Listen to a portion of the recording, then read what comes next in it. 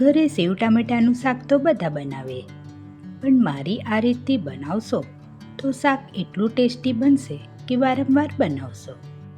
Hello friends, તો ચાલો આજની મજેદાર રેસીપી શરૂ કરીએ. સૌથી પહેલાં કઢાઈમાં 2 થી 3 ટેબલસ્પૂન ઘી અને તેલ ગરમ કરીને લઈએ.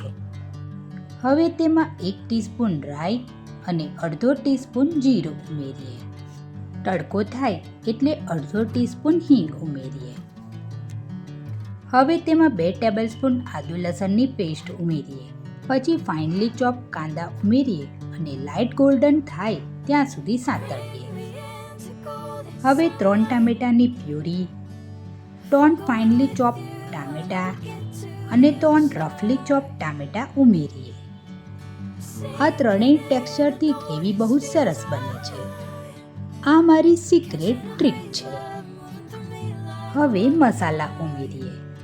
મીઠું સ્વાદ મુજબ, 1 ટેબલસ્પૂન કાશ્મીરી લાલ મરચું, 1 ટીસ્પૂન હળદર, 1 ટેબલસ્પૂન ધાણા પાવડર, 1 ટીસ્પૂન જીરું પાવડર, 1 ટીસ્પૂન ગરમ મસાલો અને 1 ટીસ્પૂન કસૂરી મેથી. આ બધું સારી રીતે મિક્સ કરી ઢાંકણ ઢાંકીને 5 મિનિટ માટે કૂક કરી લઈએ. હવે ઢાંકણ ખોલીને ગ્રેવી માટે જરૂર મુજબ પાણી ઉમેરીએ. પછી 1 થી 2 ટીસ્પૂન દહીં ઉમેરીએ અને ફરીથી બરાબર રીતે મિક્સ કરીને ઢાંકણ ઢાંકીને 5 મિનિટ માટે કૂક કરી લઈએ. હવે ઢાંકણ ખોલીને તેમાં 1 ટેબલસ્પૂન ગોળ ઉમેરીને તેને બરાબર રીતે મિક્સ કરી લઈએ. ફાઇનલી તેમાં સેવ અથવા ગાંઠિયા ઉમેરીએ. સાથે લીલા ધાણા ઉમેરીને બધાને સારી રીતે મિક્સ કરી લઈએ.